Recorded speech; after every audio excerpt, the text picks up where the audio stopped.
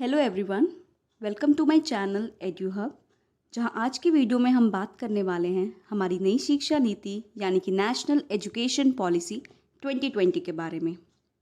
तो आइए जानते हैं क्या है एनईपी 2020, इसके एम्स एंड ऑब्जेक्टिव्स और ये पॉलिसी हमारे एजुकेशन सिस्टम में क्या बदलाव लेकर आई है।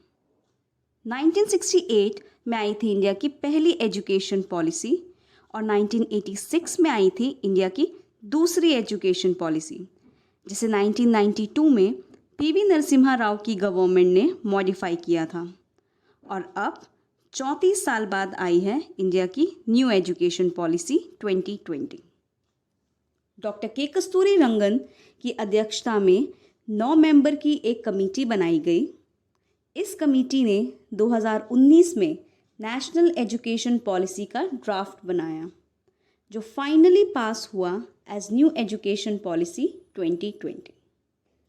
अगर हम इसके एम्स एंड ऑब्जेक्टिव्स की बात करें तो हर बच्चे को एजुकेशन मिलनी चाहिए, प्राइमरी से लेकर सेकेंडरी लेवल तक।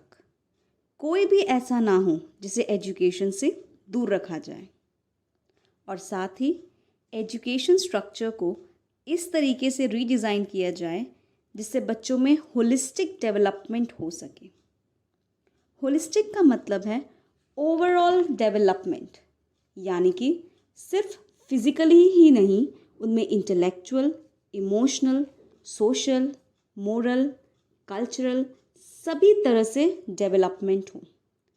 बच्चे सिर्फ पेन या पेपर तक ही सीमित ना रहें, वे आसपास के लोगों से सोशलाइज करना जाने, इमोशनली सोचने में केपेबल हों और सही और गलत के अंतर को समझ पाएं। लेट्स टॉक अबाउट सम की points of NEP. NEP will bring 2 crore out of school children back into the main stream, यानी कि वो बच्चे जो एडमिशन नहीं ले पाए या पढ़ाई नहीं कर पाए, इन सभी बच्चों को वापस लाया जाएगा जिससे उनकी पढ़ाई पूरी हो सके। हायर एजुकेशन में ग्रॉस एनरोलमेंट रेशियो को 2035 तक 50% इंक्रीज करने की बात कही गई है। साथ ही गवर्नमेंट ने यह प्रपोज किया है कि जीडीपी इन्वेस्टमेंट को 1.6% से इंक्रीज करके 6% कर देगी और ईयर 2025 तक 50% बच्चों को वोकेशनल ट्रेनिंग प्रोवाइड की जाने की बात कही है। अब बात करते हैं एनईपी में किए गए एक बड़े बदलाव की, जिसमें 10+2 के मॉडल को 5+3+3+4 मॉडल में बदल दिया गया है। अब 3 साल से लेकर 18 साल तक के बच्चों के लिए कंपलसरी स्कूलिंग होगी, जो पहले 6 साल से 14 साल तक की हुआ करती थी।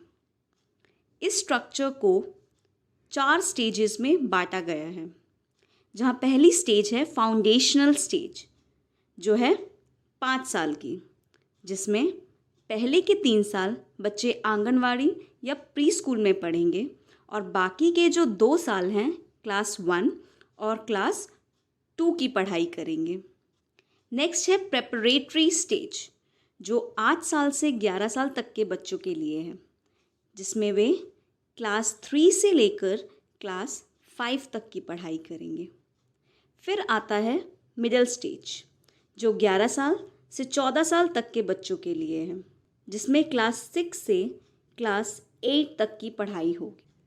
फिर आता है लास्ट स्टेज यानी कि सेकेंडरी स्टेज, जो है 14 से 18 साल तक के बच्चों के लिए, जिसमें वो क्लास 9 से क्लास 12 तक की पढ़ाई करेंगे।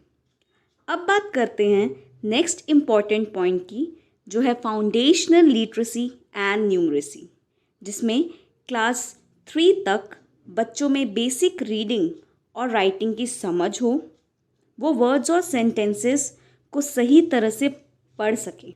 बेसिक मैथमेटिक्स जैसे कि काउंटिंग, एडिशन, सब्ट्रैक्शन की उन्हें नॉलेज हो। मल्टीलिंग्वलिज्म यानी कि बहुभाषिता। इंडिया एक ऐसा देश है जहाँ बहुत सी भाषाएं बोली जाती हैं। अगर हम क्लासरूम की बात करें तो उसमें अलग अलग भाषा बोलने वाले बच्चे पढ़ते हैं।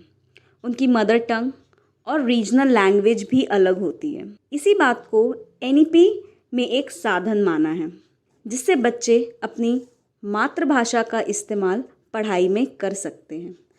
सभी पब्लिक और प्राइवेट स्कूल में यह ध्यान रखा जाए कि जिस भी लैंग्वेज में बच्चा कंफर्टेबल हो उसी लैंग्वेज में उसे पढ़ने दिया जाए ताकि वो ईज़िली चीज़ों को समझ सके और जितनी भी हाई क्वालिटी टेक्स्ट बुक्स हैं जैसे कि साइंस या इंग्लिश, इन्हें होम लैंग्वेज या मदर टंग में प्रोवाइड किया जाए।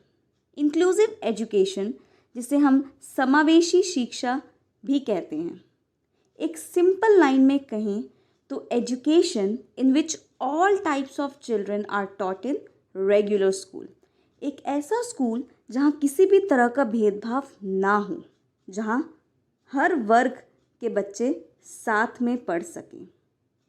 ऐसी क्लास जिसमें एक नॉर्मल चाइल्ड भी हो, एक स्पेशल चाइल्ड भी हो और एक डिसेबल्ड चाइल्ड भी साथ में पढ़ सके।